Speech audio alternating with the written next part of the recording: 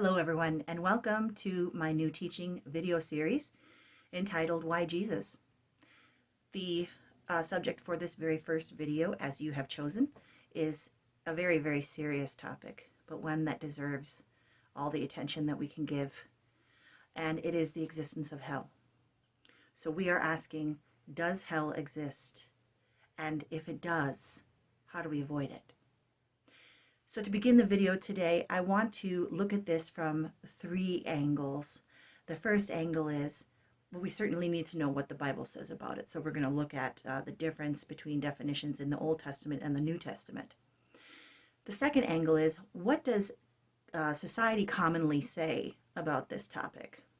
And have we been there? Have we said those same things? And the third angle is the angle from the witnesses who say that they have seen hell. And so we're going to look at a couple of interviews by two separate witnesses. So to begin, let's look at what the Bible says.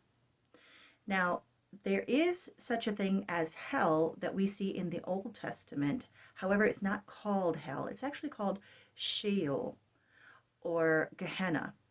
And we can see this mentioned in Jude, in Ecclesiastes, and in Ezekiel, Psalms, Proverbs, among other places. And this place of Sheol, or Gehenna, is actually a place of the dead. It's dark, it's empty, it's where people go unto death. Now, compare that with New Testament definition. Now, this is all over in the New Testament. Several chapters of Revelation. It's in Matthew and several other places in the New Testament. But it really, really is spoken of very much in Revelation. Now, let's compare that place of Sheol or Gehenna to what is called hell in the New Testament. Now, this is spoken of a lot in the book of Revelations in chapters 14, 20, and 21.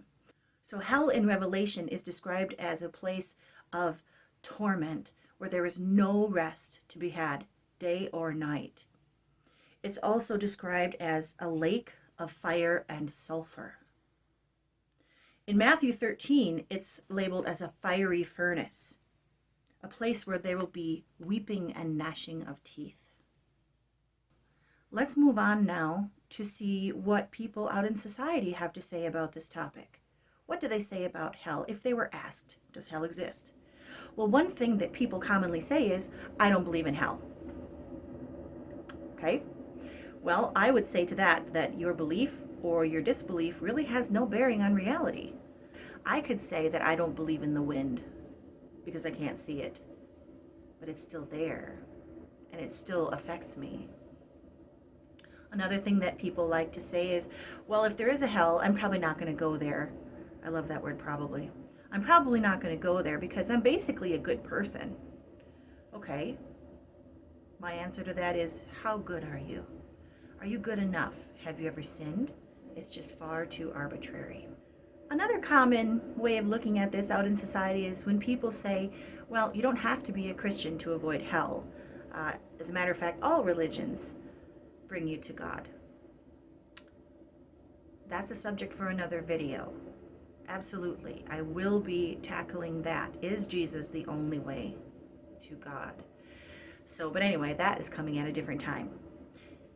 And the fourth and final example of what people commonly say out in society is, well, I can't possibly go to hell. God won't send me to hell because he wants me to be happy.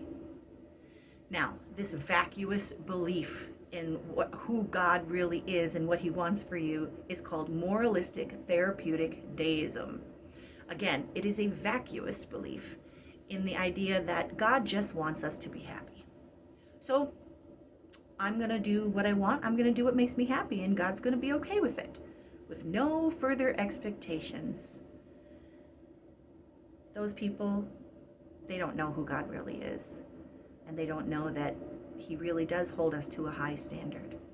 Okay, so now that we've looked at what the Bible says and what people out in society commonly say about hell, let's now look at two eyewitness accounts. One is from a gentleman by the name of Bill Wiese, or Bill Wise. I'm not sure how to pronounce his name. And he is the author of a very famous book called 23 Minutes in Hell.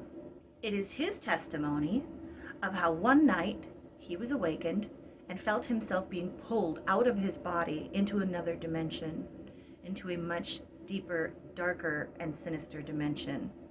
He describes this place and this experience as a place where you have a knowledge that you're never, ever going to get out. Never.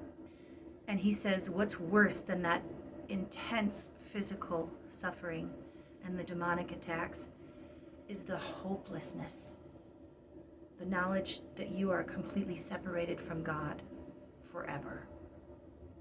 If you look down below in the description, you will see links to a video testimony by Bill Wiese, as well as a link to his book, 23 Minutes in Hell. I have read this book several years ago, and I couldn't put it down. Now, the second eyewitness testimony is by a man named Howard Storm. And the reason I bring up Howard Storm is because with Bill Wiese, you might be saying, well, he was a squeaky clean Christian. He didn't even swear or smoke or drink alcohol. And he had all these expectations. He knew the Bible inside and out. So of course he's going to imagine these things. Okay, enter Howard Storm. Howard Storm was an atheist college professor who took his students along with his wife on a trip to Paris.